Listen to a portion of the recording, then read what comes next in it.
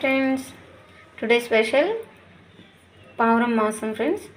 ఇదిగోండి పావురం మాంసం. ఇప్పుడు నేనైతే పావురం మాంసం వండుతున్నాను. ముందుగా చిన్న బాణీ పెట్టుకుందాము. దీంట్లో తగిన ఆయిల్ పోసుకుందాం ఫ్రెండ్స్.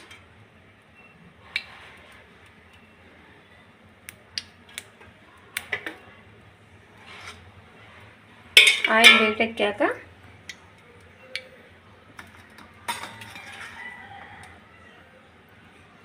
ఉల్లిపాయలు, పచ్చిమిర్చి వేసుకున్నాము.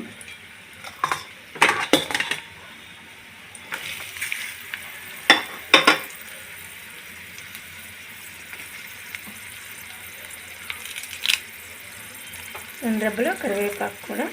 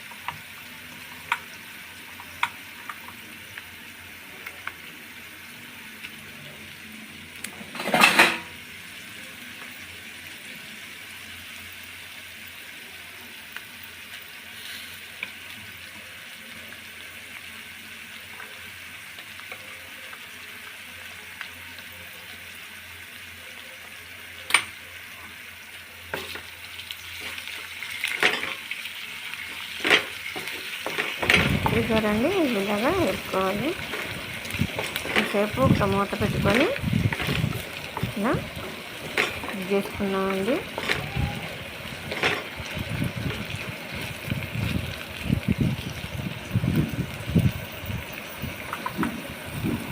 పావురం మాంసం అనేది చాలా మంచిదండి. అదో ఇలాగా మూత తీసుకొని అల్లం పేస్ట్ వాసన అనేది పోయిందండి. ఇప్పుడు మాంసం వేసుకున్నామండి. మాంసం వేసేసుకొని మిక్సింగ్ చేసేసుకోవాలండి. మిక్సీకి ఇలా తిప్పేసుకుంటూ మిక్స్ చేసుకోవాలండి.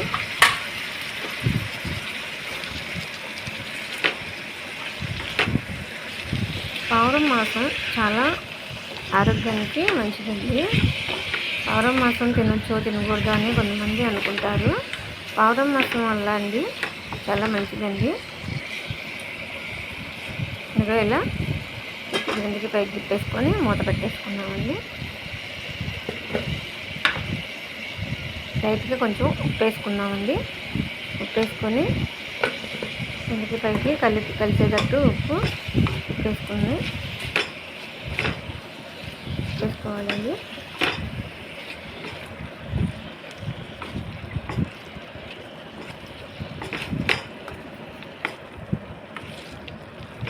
ఇప్పుడు మూత పెట్టేసుకొని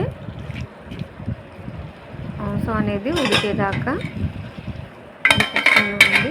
ఒక్క ఉడికేదాకా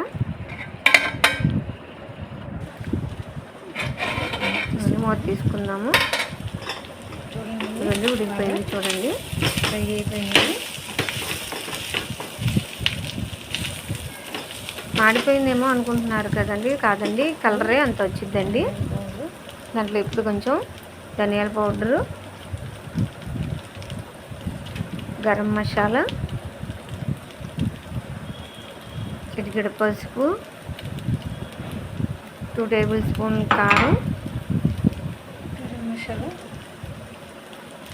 వేసుకొని కిందకి పైకి తిప్పేసుకోవాలండి.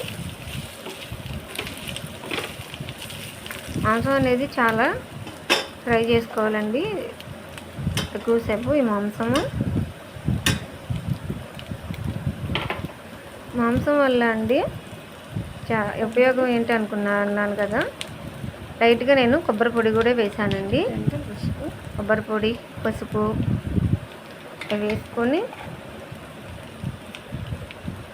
మాంసం వల్ల ఉపయోగం ఏంటి అని డౌట్ పెట్టాను కదండి మీకు. మాంసం వల్ల అండి మనకు పక్షవాతం వాళ్ళు ఉన్నారు కదండి, పక్షవాతం వచ్చిన వాళ్ళకి కాళ్ళకి చేతికి ఈ పావురం మాంసం అనేది, ఈ పావురం రక్తం ఉండేది కదండి, ఆ రక్తము ఎక్కడైతే పక్షవాతం వచ్చిందో కాళ్ళకి చేతులకి అలా రాస్తే అండి చాలా మంచిదండి, వాళ్ళకి తొందరగా కోలుకుంటారని నేను విన్నానండి. సార్ మీరు కూడా ట్రై చేసి చూడండి, అవునో కాదో తెలుస్తుందండి. ఇలా కాసేపు మూత పెట్టుకొని కుక్ చేసుకున్నాం లేదు, చూడండి అయిపోయింది. ఇంకంతేనండి, ఫ్రై అయితే అయిపోయిందండి. దీంట్లో మీరు